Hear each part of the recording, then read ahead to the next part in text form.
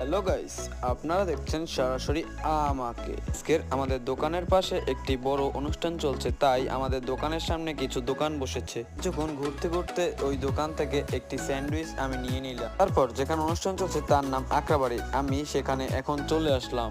এইখানে অনেক বড় করে কীর্তন হচ্ছে, আর কীর্তন হচ্ছে ঈশ্বরের নামে গান গাওয়া অনেক সুন্দর করে। পর ওইখান থেকে চলে আসলাম খাবার ঘরে, এখানে অনেক লোকের খাবারের আয়োজন করা হচ্ছে। তারপর পলি দামরা কিঙ্করের গায়ে উঠে বসেছিল এবং আমি তার ভিডিও করছিলাম। ক্ষণের মধ্যে এসে দেখলাম এখানে অনেক লোক বসে পড়েছে খাবারের জন্য। পর কিছুক্ষণ ঘোরাঘুরি করছিলাম, কিন্তু ঘোরাঘুরি করার কারণে অনেকে আমাকে বকা দিয়েছিল, তাই আমি জুতোটা খুলে খাবার দেওয়ার জন্য প্রস্তুত হচ্ছিলাম। ভিডিওটি না করার কারণে আমি সবাইকে দেখাতে পারিনি, তাই এখন 3-4 জনকে ভাত দিয়ে আমি আপনাদের দেখাচ্ছি যে আমি ভাত দিচ্ছি।